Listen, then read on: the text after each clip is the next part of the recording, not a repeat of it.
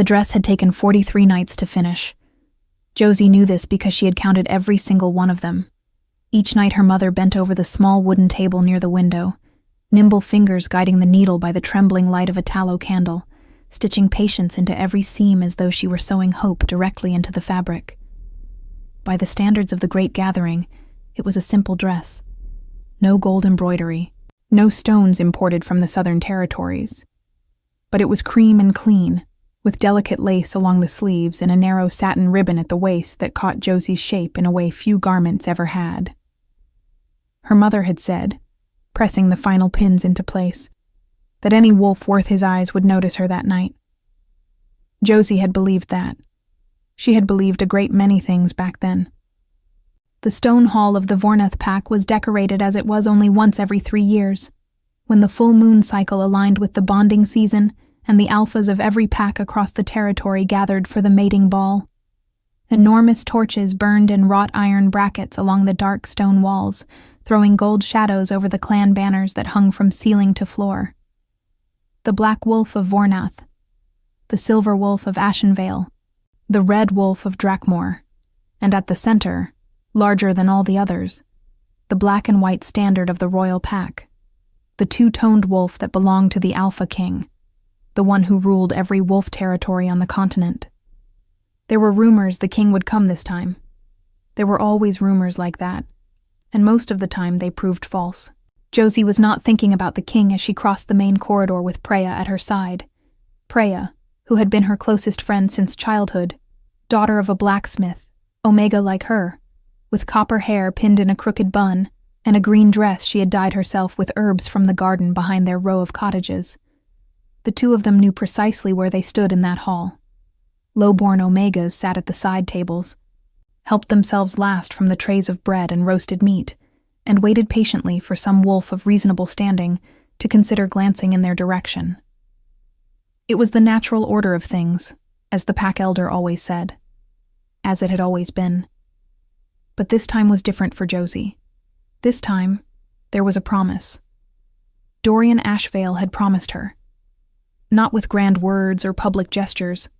Dorian was a subtle wolf, the son of Vornath's chief advisor, of middling status, but with enough ambition to want a quiet, steady Omega at his side.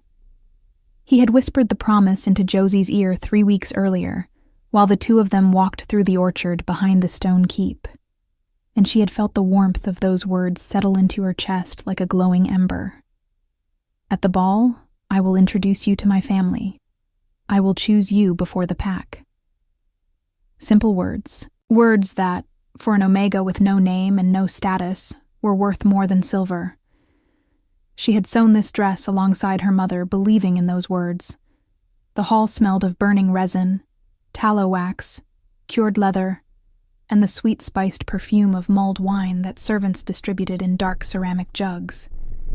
At least 200 wolves filled the space, alphas and betas from neighboring packs, women in gowns stitched with silver thread, men in heavy cloaks bearing clan insignias embroidered at the shoulder. The noise of voices and lute music filled the vaulted stone ceiling, rising and folding back down in warm, amber-lit waves. Josie found Dorian near the central table, as they had agreed. He was different. Not different in any obvious, transformed way, but in his posture. There was something tight and evasive in the way his eyes refused to land directly on hers. Beside him stood a woman Josie had never seen before. Tall, with dark hair arranged in elaborate braids, wearing a gown embroidered in gold thread that immediately announced noble origin. The daughter of Lord Ashenvale, Josie would understand moments later, when the woman's father approached and greeted Dorian with the easy familiarity of two men who had already settled their agreements in private rooms. Dorian. Her voice came out steadier than she expected. He finally looked at her, and in that look was the answer to everything that had not yet been spoken aloud. Josie. He lowered his voice as though trying to make the conversation small, invisible, something that could dissolve into the noise of the hall without leaving a mark. Circumstances have changed. My father and Lord Ashenvale have reached an arrangement. It is a matter of alliance between the packs. You understand. She understood, yes.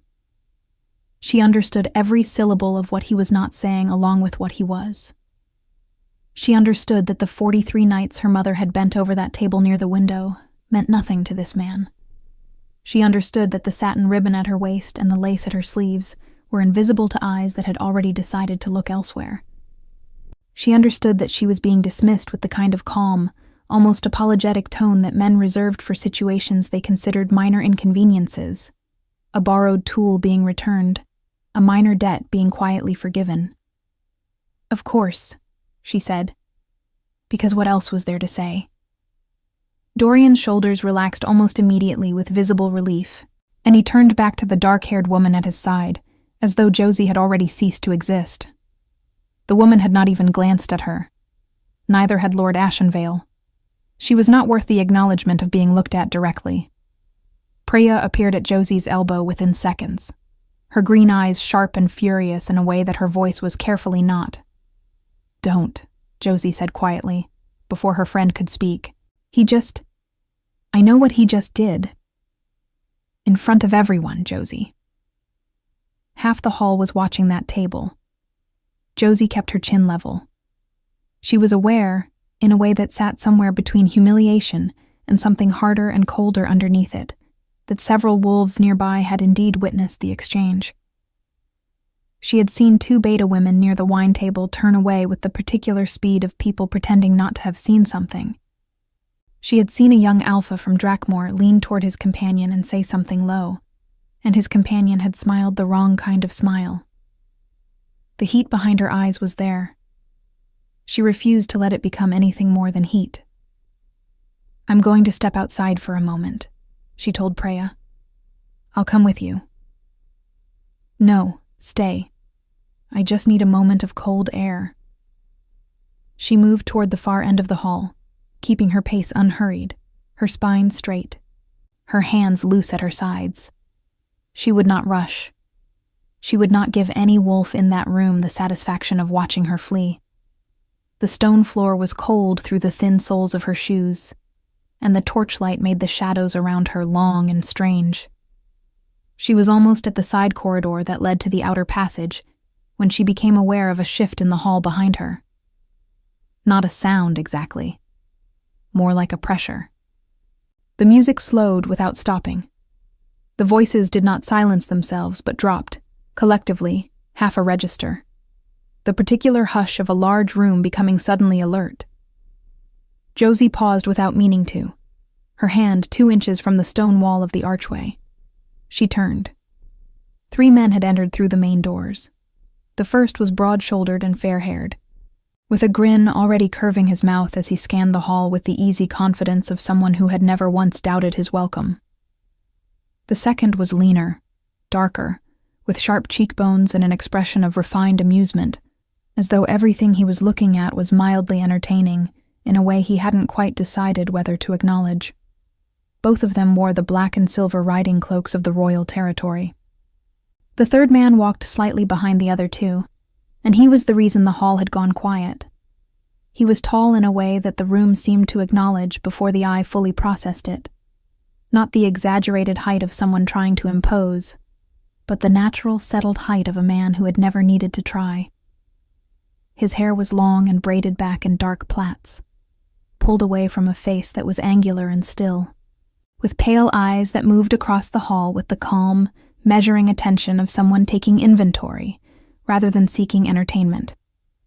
He wore leather armor strapped with broad belts across the chest, a heavy fur mantle across his shoulders, and at his side, a sword that was not decorative. There were faint scars along his forearms where the leather bracers did not cover. He was not smiling. He did not need to. Every alpha in the hall had straightened. Every pack leader near the central table had turned. Lord Ashenvale had gone very still with a cup halfway to his mouth. Josie watched from the archway as the fair-haired man said something to the dark one and laughed, and the dark one responded with a dry half-smile, and neither of them looked at the third man, because looking at him, she understood instinctively, was something you did carefully, and not for long.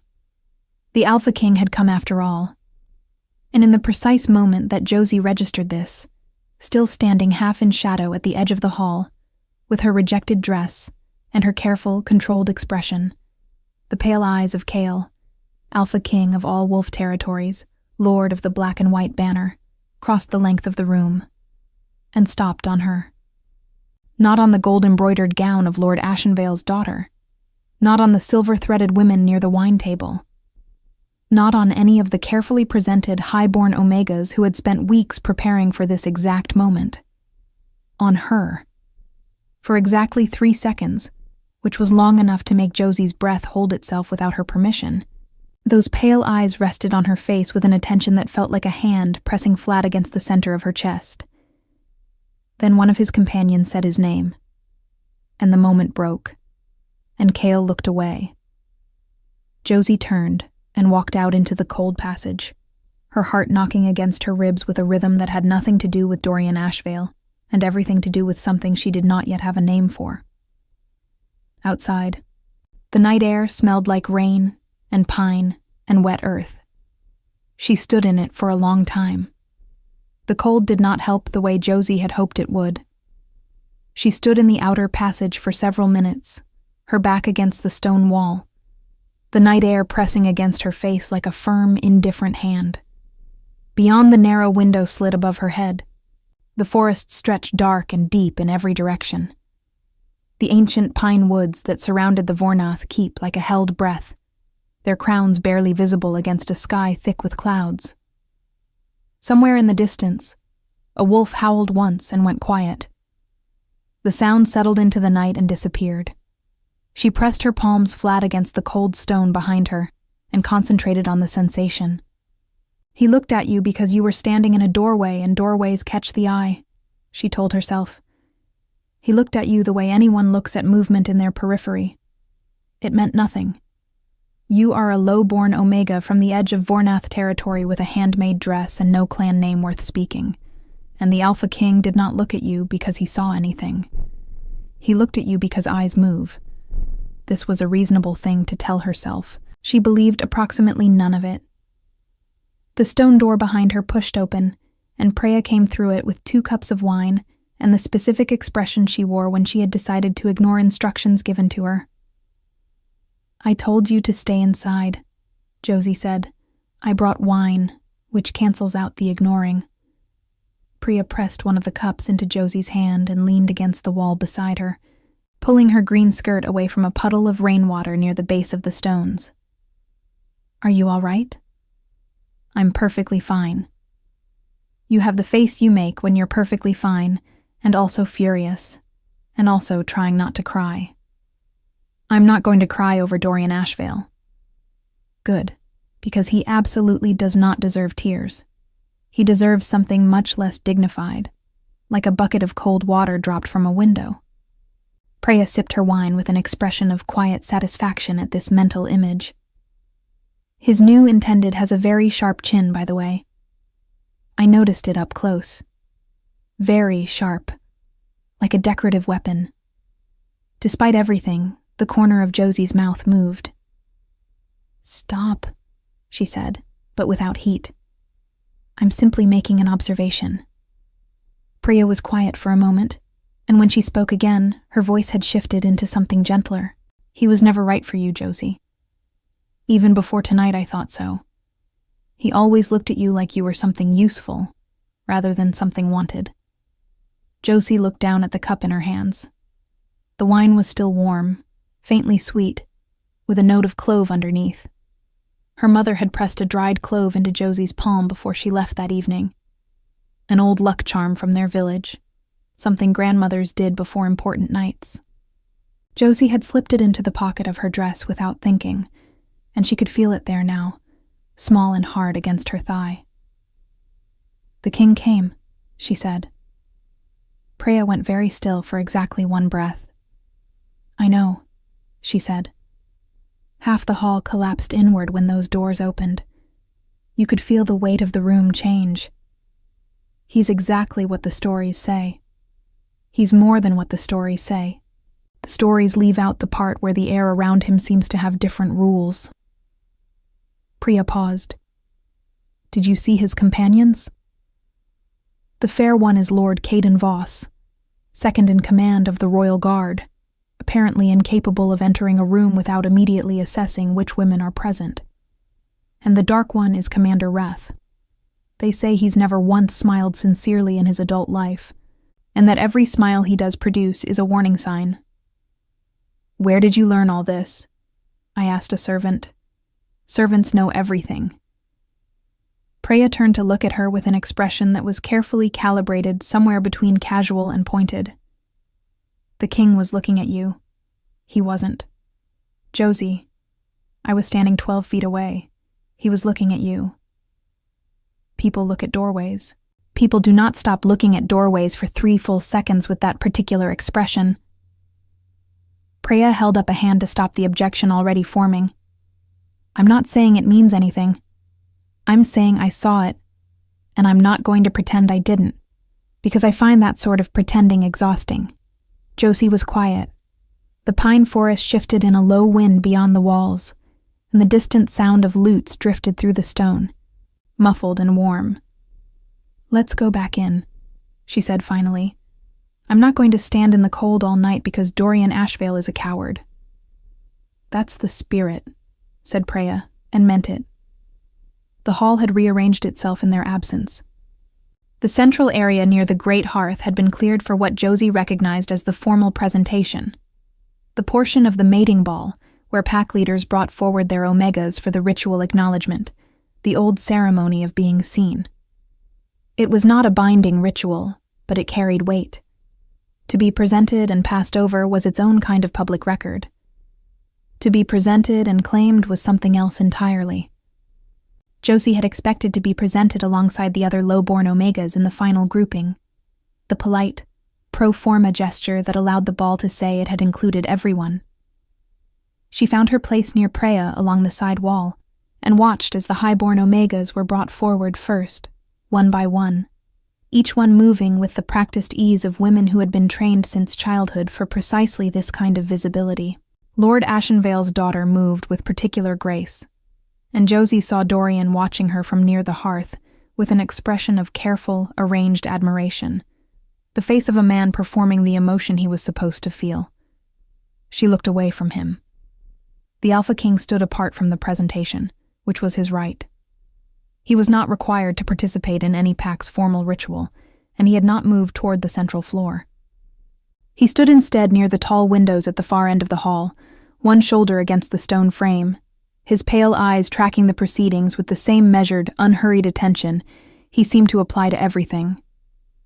Lord Caden Voss, the fair-haired one, had already migrated toward a group of women near the east table, and was doing something that appeared to involve a great deal of charm and very little subtlety. Commander Reth stood 3 steps behind the king and slightly to his left, still and watchful as a shadow. The Lowborn omegas were called forward near the end of the presentation. Josie moved into the loose group of 8 or 9 women, standing straight, hands clasped, reminding herself that she had done nothing to be ashamed of. The rejection had been Dorian's failing, not hers. She carried herself like someone who believed that, even when the believing was effortful. The pack elder moved along the small group with his ceremonial staff, speaking each name in a dry, uninflected tone that made every woman sound approximately equivalent to a line in an inventory ledger. When he reached Josie, he paused for half a second longer than he had with the others, not because of recognition or significance, but because he had to check his scroll for her name. "Josie of the Borderlands," he announced. "No clan affiliation. Omega of standard designation. Standard designation." She had always despised that phrase. She held her chin level and stared at the middle distance. What happened next did not begin loudly. It began as a shift in attention, the particular creak and adjustment of a large room turning its focus. Josie became aware of it first as a sensation at the back of her neck, the specific warmth of being looked at from a distance, and then as a sound, the soft but unmistakable scuff of boot leather on stone, moving in her direction with an even, unhurried stride. She did not turn immediately. She waited, because she was not certain, and she did not want to be wrong about this in public. Then she heard Lord Caden Voss say, from somewhere behind her, and to the right, in a low, amused voice, "Well, that's interesting." And Commander Reth's voice, quieter, flat as a blade, "Don't." And then she turned. Kyle was crossing the hall. Not toward the central presentation floor, not toward the pack leaders assembled near the hearth, not toward any of the high-born Omegas who had been presented with elaborate ceremony. He was crossing the hall with the direct, unhesitating line of a man who had already decided where he was going, his pale eyes fixed on a point that resolved, as the distance closed, into Josie's face. The hall went quiet in the way it had when he entered, not all at once, but in a spreading wave, conversations cutting off, heads turning, the music stuttering to silence as the lute player registered the shift in atmosphere and made the instinctive decision to stop. Kyle stopped 3 feet in front of her. Up close, he was overwhelming in a way that had nothing to do with size, though he was large. It was the stillness of him, the absolute absence of performance or display, the sense that every bit of space he occupied was occupied deliberately, without waste. His pale eyes were a gray, so light it was almost silver, and they were looking at her with an expression she could not immediately name. Not pity, not the calculating assessment of a man pricing livestock. Something more careful than that. Something that looked almost, in its strange controlled way, like recognition. He said nothing for a moment. Around them, 200 wolves held their collective breath. Then Kale spoke, in a voice that was low and even, and carried without effort across the silent hall. "What is your name?" he said, as though the elder had not just announced it, as though he wanted to hear it from her. Josie's heart was somewhere in her throat. She kept her voice steady by sheer will. "Josie," she said, "of the borderlands." Something moved across his expression, the faintest shift, like light changing through a high window. "I know where you're from," he said quietly. "I've known that for longer than tonight." The silence in the hall had weight. Josie could feel it pressing against her skin the way heat presses from an open hearth. Not uncomfortable, but impossible to ignore. 200 wolves standing perfectly still, cups halfway raised, conversations severed mid-sentence. All of them watching the Alpha King stand 3 feet in front of a no-name Omega from the borderlands and speak to her as though the rest of the room did not exist. She heard Preya somewhere behind her make a sound that was not quite a breath and not quite a word. "You've known that for longer than tonight," Josie repeated, keeping her voice level. "And yet we've never met." "No," Kyle said, "we haven't." "Then I'm not certain how you would know anything about me." Something shifted at the very edge of his mouth. Not quite a smile, but the structural suggestion of one. As though the muscles remembered the motion, but were deciding whether the moment warranted it. "Your pack elder presented you as an Omega of standard designation, with no clan affiliation," he said. "That is what is written on his scroll." "It's accurate." "It isn't." The words were quiet, and entirely without drama, delivered the way a man states the temperature of water or the direction of wind. "What's written on that scroll is what someone decided to record 23 years ago when your mother arrived at the borderlands alone and didn't speak for 6 days. It reflects the record of an administration that didn't ask the right questions." The air in Josie's chest had gone strange. She was aware of her own heartbeat in a way she normally wasn't. A slow, insistent drumming that seemed too loud for the inside of her own body. "I don't understand what you're saying," she said. "I know."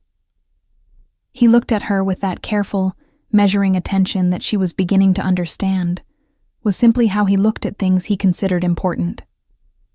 "I'm not going to explain it here, in the middle of a hall, in front of people who haven't earned the information." The pale eyes held hers. "But I am asking you to trust that I'm not standing in front of you by accident." From somewhere to the right came Lord Caden Voss's voice, low and deliberately casual. He genuinely isn't, for what it's worth. He doesn't do anything by accident. It's exhausting to witness, honestly. Caden, Cale said, without looking away from Josie. Remaining quiet, said Caden, in the tone of a man who was doing no such thing internally. Commander Reth said nothing, which, Josie was beginning to understand, was Reth's version of contributing significantly. Josie looked at the man in front of her. She had been raised to be careful. Careful with hope. Careful with expectation. Careful with the particular vulnerability of wanting things from people who had not yet demonstrated they were worth wanting things from. She had believed Dorian Ashvale's whispered words in an orchard 3 weeks ago, and she had counted 43 nights of candlelight as a result. She was not inclined toward credulity tonight. "You're the Alpha King," she said. "You rule every wolf territory on this continent. You arrived at a mating ball held by a minor pack, walked past every high-born, carefully presented woman in this hall, and crossed the room to speak to an Omega whose name had to be read off a scroll." She kept her gaze steady. "You'll forgive me if I don't simply accept that as straightforward." This time the shift at the corner of his mouth completed itself. It was a brief thing, barely there, but it changed his face in a way that made him look, for one unguarded second, almost human in his amusement. "I don't expect you to accept anything," he said. "I'm asking for a conversation. 1 hour. The east corridor, away from the hall. You can bring your red-haired friend if it makes you more comfortable." "It's copper," Preya said immediately from behind Josie, and then, at a slightly lower volume, "Sorry." The clarification felt important. Josie did not look away from Cale. She thought about her mother bent over a small table for 43 nights. She thought about the dried clove in her pocket and the particular, threadbare shape of hope that low-born Omegas learned to carry quietly, folded small enough that it didn't show. She thought about the way Dorian Ashvale's eyes had slid off her face like water off oiled leather, and she thought about the 3 seconds in the doorway when these pale gray eyes had done the exact opposite. 1 hour, she said. The east corridor was long and torchlit, with a row of narrow windows on one side that looked out over the inner courtyard, where horses were stabled, and the smell of hay and cold stone drifted up in layers. Preya had come, as invited, and stationed herself at a pointed distance near the far window, with her cup of wine, and the expression of someone performing the act of not listening with great concentration. Caden Voss had somehow also materialized in the corridor, leaning against the wall near the entrance with his arms crossed, and a look on his face that suggested he was simply there by coincidence and had no particular interest in anything. Reth stood at the corridor entrance like a closed door given human form. Kyle stood near the second window, and Josie stood across from him, and the space between them was not large. "Your mother's name was Sarah," he said. Not a question. Josie went still. "Was," he noted. "I'm sorry. 3 winters ago." Her voice was even. "How do you know her name?" "Because her name appears in the royal archives under a lineage record that was sealed 40 years ago by my father's administration," Kyle said. "Sealed because the woman it belonged to, your grandmother, refused to submit to the consolidation order that brought the border packs under central authority. She dissolved her own clan record rather than hand it over. The royal house at the time decided it was easier to pretend the line had simply ended. The torchlight moved in a draft from somewhere above them. Josie's hands were very still at her sides. "What lineage?" she said. "Vial," he said. "The Vial bloodline. One of the 7 founding clans of the Wolf Territories." He watched her face carefully. "The reason every alpha in that hall shifted when you walked in and couldn't explain why. The reason your scent doesn't match your designation. The reason Dorian Ashvale's wolf recognized something his human mind was too compromised by social calculation to act on." The name Vial landed somewhere deep in Josie's chest and resonated there like a bell struck in an empty room. She had heard the name exactly once. Her mother, feverish and near the end, had said it in her sleep, in a voice that sounded like grief and like pride in equal measure. And Josie had assumed it was a dream fragment, the name of someone lost or remembered. She had not asked about it afterward, because there had been no afterward. Her mother was gone by morning. "Why are you telling me this here?" Josie said. "Tonight." "Because I've been waiting for the right moment for 2 years," Kyle said. "And when I watched you walk out of that hall with your spine straight and your face composed after what Ashvale did to you in front of half the gathered packs, I decided I was done waiting for a better one." The words settled in the corridor air with a weight that was different from flattery. There was no performance in them. He said them the way he said everything, directly, without decoration, as though the truth required no embellishment to be sufficient. 2 years, Josie said. "I first came across the sealed archive record 2 years ago.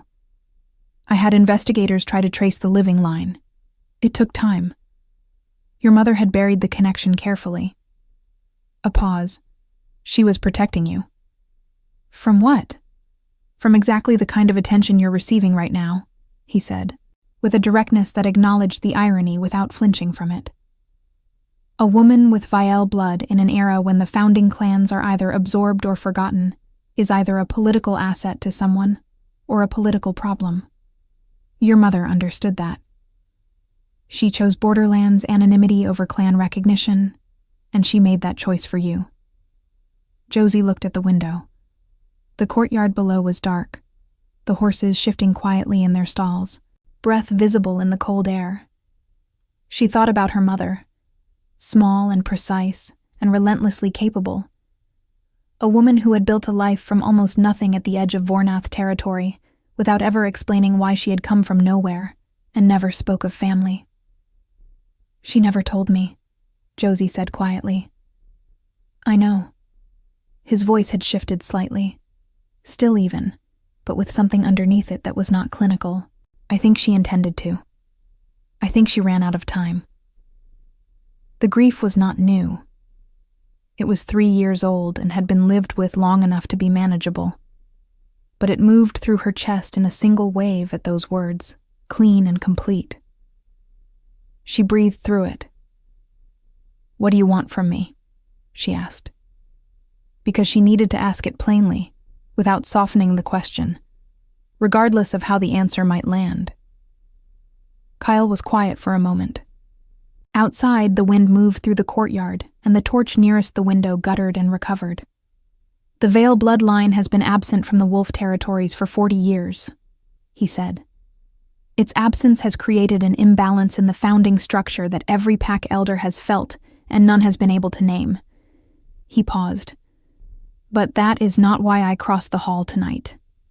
"Then why?" He looked at her with those pale gray eyes that did not perform and did not deflect. "Because from everything I have learned about you in 2 years, and from everything I observed in the 3 seconds you stood in that doorway tonight," he said, "you are exactly what a Luna should be. And I have been waiting a very long time to find exactly that." The corridor was very quiet. From the far window, Priya made a sound into her wine cup that she converted, with some effort, into a cough. Josie did not answer him immediately. She understood, in some instinctive and unlearned part of herself, that this was one of those moments that divided a life cleanly into before and after, and that the answer she gave deserved more than the breathless, unthinking yes that some younger, more desperate version of herself might have offered. The Alpha King had crossed a hall full of witnesses and spoken her grandmother's bloodline name in a torchlit corridor, and every particle of that was extraordinary and overwhelming, and also, she reminded herself with deliberate care, entirely unverified by anything except his word. "I need time," she said. Something in Cale's expression settled, as though this answer satisfied him more than immediate agreement would have. "You have it," he said. "I don't mean tonight. I mean real time. Days. However long you need. And I want to see the archive record. The actual document. Not a summary. Not a description. The record itself. with the royal seal intact. I'll have it sent to Vornath's keep by tomorrow evening. And I want Preya included in whatever comes next.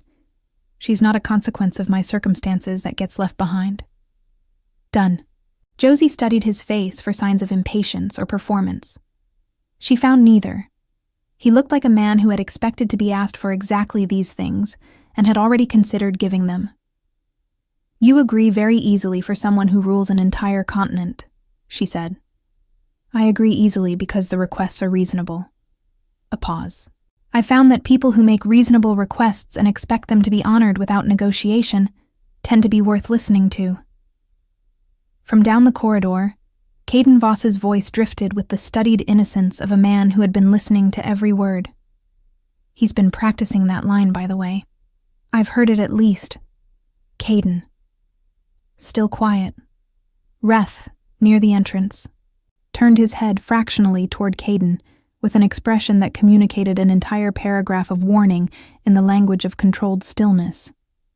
Caden straightened slightly against the wall and found something interesting to examine on the ceiling. Josie looked at Cale one more time. This man with his braided dark hair and his scarred forearms and his eyes the color of winter sky, and made a decision that was not a full yes and not a no, and was, she thought, the most honest answer she had available. Tomorrow evening, then, she said, when the document arrives. He nodded once.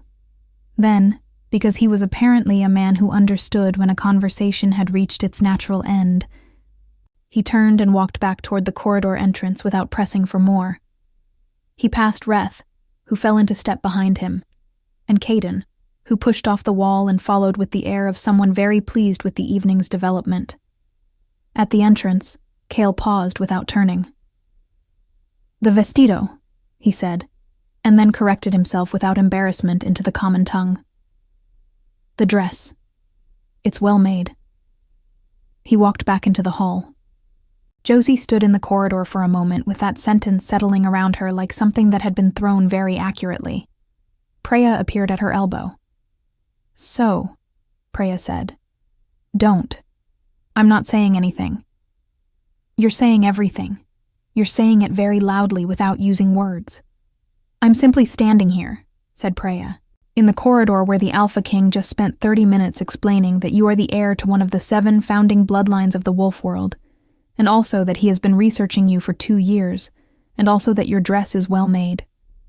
She sipped her wine. I'm not saying a single thing about any of that. The document arrived the following evening, as promised. It came wrapped in oilcloth and sealed with black wax, bearing the impression of the 2-toned wolf, the royal mark, unmistakable, the kind of seal that minor pack administrators went pale at the sight of. A royal courier delivered it to the Vornath guest room where Josie and Preya had been housed, handed it to Josie with the formality of someone delivering a matter of state, and left without speaking.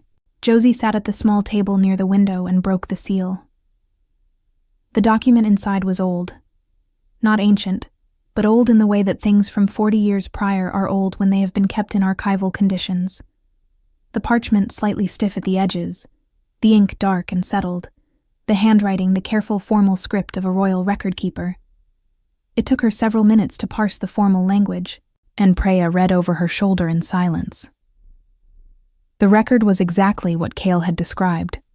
Her grandmother's name, Marin of Vielle, appeared at the top of the lineage document as the last registered clan holder of the Vielle bloodline, noted as dissolved from the central registry by her own declaration in the 40th year of the previous king's reign. A notation in a different hand, added later, read, Line presumed ended. No surviving issue confirmed. Beneath that, in handwriting that matched neither the original record nor the notation, someone had written 4 words in a smaller, more urgent script. Issue confirmed. Line continues. The ink of those 4 words was newer than the rest. Josie sat with the document for a long time. Josie, Preya said softly. I know. This is real. I know. You're not a no-name Omega from the borderlands. You never were. I'm still the same person who walked into that hall last night in a handmade dress. Josie said, and her voice was steady, but not entirely without feeling. A document doesn't change who I am. It changes what other people are allowed to know about who I am. Those are different things. Priya was quiet for a moment. Then, your mother knew. She carried this her whole life and never told you. She was protecting me. I know. I understand why. Priya sat down across from her. It still must hurt. It did. It was a specific, complicated hurt. Not anger at her mother, but grief at the weight her mother had carried alone, and grief at the years Josie had spent accepting a designation that had never been accurate, and something else underneath both of those that she didn't have a clean name for yet. The feeling of a floor turning out to be a ceiling. The vertigo of a world rearranged. She folded the document carefully and placed it back in the oilcloth. That afternoon, Kyle had sent word that he and his party would remain at Vornath Keep for 2 additional days, longer than a royal visit typically lasted, and long enough that every pack elder in the territory would understand it as a statement of intent. Josie had spent the morning aware of this information moving through the keep like water through cracks, filling every conversation, reshaping every interpretation of the previous night. Dorian Ashvale had looked at her differently at the morning meal. Not with remorse, exactly. He was not a man with enough self-awareness for clean remorse, but with a recalibrating attention that she found more irritating than the dismissal had been. Lord Ashenvale's daughter had noticed the recalibration and was noticeably displeased by it. Josie had eaten her bread and soft cheese and looked at neither of them. She met with Kyle that afternoon in the keep's library, a room that smelled of old leather and cedar oil, with shelves that reached the ceiling and a long oak table in the center. Reth stood outside the door. Caden had apparently been redirected elsewhere, which Josie suspected was deliberate. They sat across the table from each other, and Josie set the oilcloth document between them without speaking. "You read it," Cale said. "I did. And I believe it's genuine." She looked at him. "I also believe that a man who has known about this for 2 years and waited for what he considered the right moment is a man with patience and strategy in approximately equal measure, and I want to know what the strategy is." He looked at her for a moment with that expression she was beginning to recognize. The particular stillness of someone who was genuinely thinking, rather than composing a performance of thinking. "The wolf territories have been without a functioning Vial presence for 40 years, he said. "The founding bloodlines exist for a reason beyond symbolism. They carry something. A quality of authority that alphas recognize instinctively, an ability to hold pack unity that no amount of political maneuvering fully replaces. My territory has been stable by force of will and careful governance. That works. But it is not the same as what it would be with all 7 bloodlines represented. And you need a Veil Luna to complete the structure," Josie said. "I need a Luna who is Veil, yes." He paused. "But I also need the specific person sitting across from me. Those are related, but not identical. You're going to have to explain that distinction. A woman of Veil blood who was raised in the high courts, trained for political maneuvering, taught to understand her own value as an instrument of alliance. She would serve the structural need," he said. "But she would not be you. She would not have spent 23 years learning to hold her composure under conditions designed to make her feel invisible. She would not know what it costs to maintain dignity when the room has decided you don't deserve it. She would not understand the packs at the border, the people who live without clan names, the Omegas who are called standard designation and mean nothing by it." Josie was quiet. "A Luna who understands those people," Kyle continued, "leads differently than one who only understands the court. I have enough people around me who understand the court." Outside the library windows, the late afternoon light was turning the stone walls amber. Josie looked at the document on the table between them and at the man across from it, and she thought about her mother arriving at the borderlands alone and not speaking for 6 days, and she thought about 43 nights of candlelight and she thought about 3 seconds in a doorway that she had tried very hard to explain away. "I'm not going to give you an answer today," she said. "I'm not asking for one today. But I want to walk the grounds. This evening, before the light goes." She met his eyes. "With you." It was a small thing to offer. She knew it was a small thing. But it was a real thing, extended deliberately rather than given by default. And something in the way he received it, the stillness of a man accepting something carefully, told her he understood the difference. "Then let's walk," he said. They walked the perimeter of the inner courtyard as the sun dropped behind the pine forests, the sky going copper and gray in alternating bands, their breath visible in the cooling air. They did not speak constantly. There were long stretches of comfortable quiet that Josie had not expected and found more telling than conversation. He pointed out, at one point, a crack in the outer wall near the north gate that had been poorly repaired and would need to be redone before winter, and she had said that the borderlands cottages had the same problem, and that river clay mixed with ground limestone held better than mortar in cold climates. And he had looked at her with an expression she could not fully read, but did not find threatening.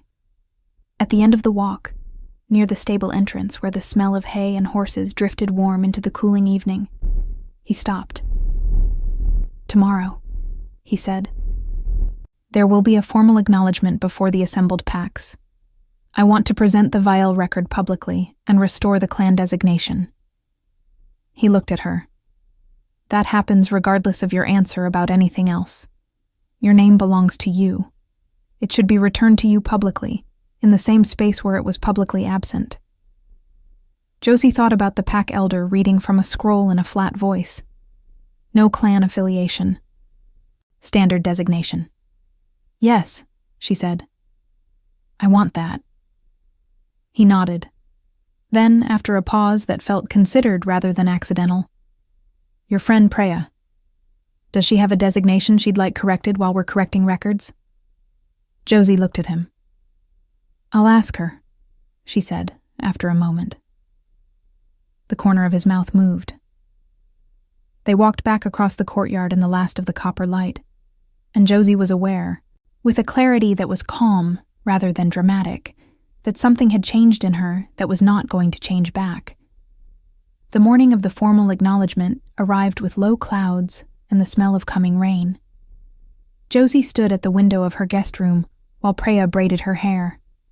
Not the loose, simple plait she wore every day, but something more deliberate, the kind of braid that took time and intention, pulled back from her face with small sections woven tight at the crown, and the rest falling in a thick rope down her back.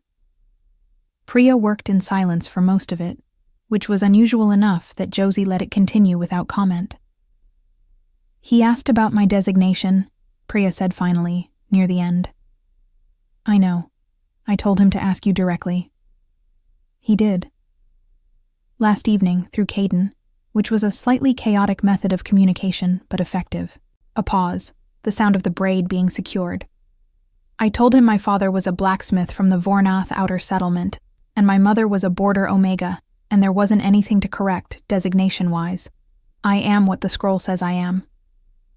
And he said that a blacksmith's daughter who had served as the primary emotional support and strategic counsel of a Vial heir for her entire adult life, without knowing it was a Vial heir, might consider whether she wanted a formal position that reflected that, rather than a designation that didn't.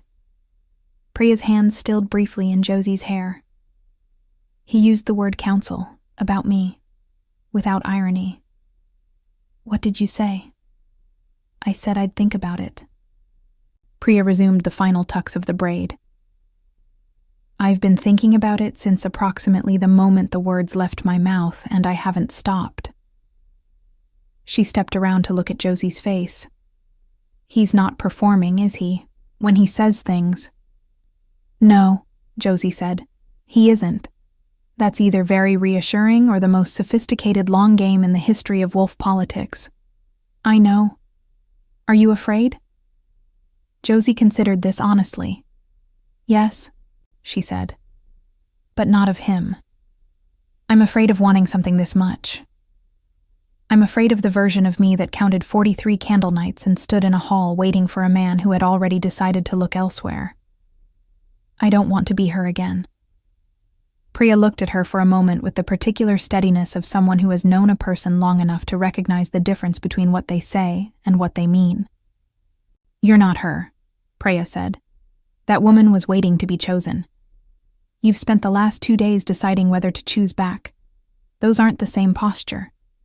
Josie looked at her friend, copper-haired, green-eyed, in her best dress, which was still a modest thing by the standards of this hall, and felt the particular, uncomplicated gratitude of someone who understands exactly how much they owe to another person's steadiness.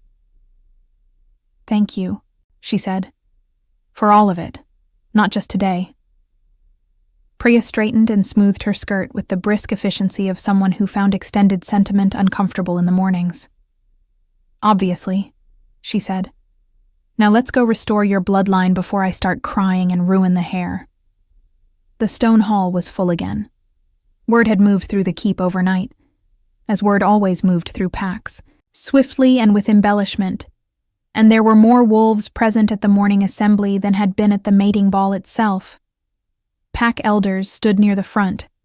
The clan banner representatives had repositioned themselves. Lord Ashenvale was present with a carefully neutral expression that indicated he had spent the morning recalibrating his understanding of the previous 2 days. Dorian Ashvale stood beside his intended near the east wall, and Josie did not look at him when she entered, not because she was avoiding him, but because he had genuinely ceased to occupy significant space in her attention. Cale stood at the front of the hall near the great hearth. He had not dressed for ceremony in the way that pack leaders dressed for ceremony. No formal robes, no excessive insignia. He wore what he wore: the leather armor, the broad belts, the fur mantle, the sword. He stood with Reth at his left and Caden at his right, and Caden for once was not grinning. He looked, Josie thought, like someone who understood that this morning mattered. The pack elder of Vornath stood at the ceremonial position with his scroll, looking like a man who had been informed overnight that he was going to be part of a historical record and was not entirely comfortable with the responsibility. Josie walked to the front of the hall. She was aware of every eye in the room, and she let herself be aware of it without flinching. She had spent 23 years learning to be invisible in rooms like this one. She was done with that particular skill. Cale looked at her when she reached the front, and the look was brief and direct and said, without words, exactly what it needed to say. He turned to address the hall. The vile bloodline, he said, in the carrying voice of a man accustomed to being heard in large spaces, was recorded as ended 40 years ago by an administrative decision that was, in the plainest terms, wrong. The woman who held that clan designation chose to dissolve her own record rather than surrender it to a consolidation order. She was not without issue.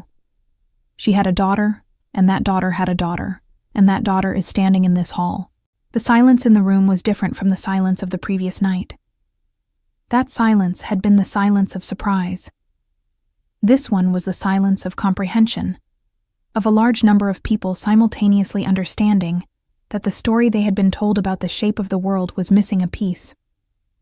The Vale designation is hereby restored, Cale continued, by royal authority, effective immediately, with full clan rights, ancestral recognition, and all attendants standing within the pack structure of the wolf territories. He turned to the pack elder, who had his scroll open with hands that were not entirely steady. Record it. The elder recorded it. The scratch of the quill on parchment was audible in the quiet. Josie of Vale, the elder read back, in a voice that was less flat than his voice the previous evening, as though the words themselves had required him to adjust his register. Clan holder of the restored Vale bloodline, full designation confirmed. Josie heard the words land in the hall and felt them land in her chest simultaneously, not as triumph, which would have felt cheap, but as something quieter and more durable. Correction. the simple, profound satisfaction of a true thing being said aloud after a long time of being unsaid. From somewhere in the middle of the hall, she heard Preya make the sound she had been trying not to make since morning. Then Cale turned back to face her, and the hall went quiet again in a different way, because every wolf present understood that the formal acknowledgement had been one part of what was happening this morning, and that this was the other part. "I told you 2 days ago," he said, and his voice was lower now, not performing for the hall but speaking to her, "that I was not standing in front of you by accident." He reached into the leather satchel at Reth's feet. Reth handed it to him with the gravity of a man who understood the weight of objects, and produced a circlet. It was not elaborate. Silver-gray metal, simply worked, with a single detail at the crown. A small carved wolf, two-toned, black and white. The Luna's circlet. The mark of the Alpha King's chosen.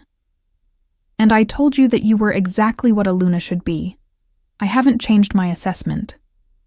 The hall was utterly still. "I'm not placing this on your head," he said. "I'm offering it. There is a difference, and the difference matters to me."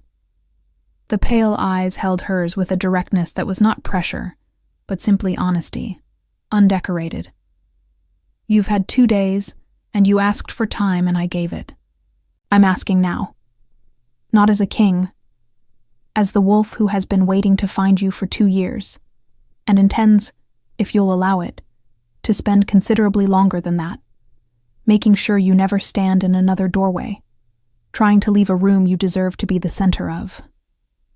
The silence stretched for one full breath. Josie thought about her mother, about the sealed archive and the 4 words written in urgent ink, about 43 nights of candlelight that had been sewn into a dress that had turned out to be worth wearing after all, only not for the reason she had originally believed. She thought about the 3 seconds in the doorway. She thought about river clay and limestone, and the way a man could walk in silence beside a person and make the silence feel like something built rather than something empty. "Yes," she said. "I'll allow it." Something crossed Cale's face that she had not seen there before. A brief, complete openness, unguarded, there and then controlled again within a single breath, but real enough that she caught it and held it in her memory like the small hard weight of a dried clove in a pocket. He stepped forward and placed the circlet on her head with both hands, carefully, as though the object mattered, and so did she. The hall responded, not in the wild, erupting way of entertainment, but in the low, resonant sound of 200 wolves acknowledging something true. It moved through the room like a current, a collective exhale, the sound of a structure that had been incomplete for 40 years, settling into its correct shape. Caden Voss, to his credit, managed to hold his composure for nearly 4 full seconds before he said something quietly triumphant to Reth, who ignored him with the precision of long practice. In the weeks that followed, Josie moved from the borderlands to the royal keep in the Northern Territory, and Preya came with her, not as a servant or a companion in the diminished sense, but as the formal counsel to the Luna, a position that Cale created with the same practical directness he applied to everything, and that Preya accepted with the brisk efficiency of someone who had always, in fact, been doing the job. The Viel clan designation was entered into the Central Archives with full historical restoration. 3 other border Omegas who had been incorrectly designated were identified and corrected in the same administrative review. It was a quiet change, recorded in documents rather than announced in halls, and Josie thought it was more important for that. Dorian Ashvale married Lord Ashenvale's daughter in the autumn. The alliance between the 2 packs proved moderately useful and entirely unremarkable. Josie heard about it the way one hears about weather in distant territories, noted, understood, and left entirely without weight. Reth remained Reth, still, watchful, communicating volumes through the precise calibration of his silences. He was, Josie eventually concluded, one of the most genuinely loyal people she had ever encountered, which made his apparent incapacity for warmth a matter of style rather than character. Caden Voss was exactly what he had appeared to be from the beginning, and was somehow improved by this consistency. Cale was, in the private architecture of a shared life, what he had been in the corridor and on the walk and across the library table: direct, unhurried, a man who paid attention as a primary form of care. He did not perform affection. He demonstrated it through the accumulation of small, specific things: the correct document sent without being asked, the silence that was presence rather than absence, the memory of details she had mentioned once and not repeated. He learned that she preferred the morning quiet before speaking. She learned that he processed difficulty through physical work and long solitary walks, and that the appropriate response to this was to let him, and to be there after. They were not a perfect thing. They were a true thing, which was better. On the first anniversary of the mating ball, Josie stood at the window of the royal keep and looked out at the pine forest that stretched to the horizon in every direction, dark and ancient and enormous under a sky thick with stars, and felt, with a completeness that asked for no further addition, that she had arrived somewhere real. Not somewhere she had been given. Somewhere she had chosen. The circlet sat on the small table beside her, its carved wolf catching the candlelight. She picked it up, turned it once in her hands, and set it back down. Behind her, Cale came in from the corridor and stopped when he saw her at the window, and did not speak, because he understood, as he had always seemed to understand, when silence was the right language. He crossed the room and stood beside her. Outside, somewhere deep in the pine forest, a wolf called into the dark. Neither of them needed to answer it. They were already home.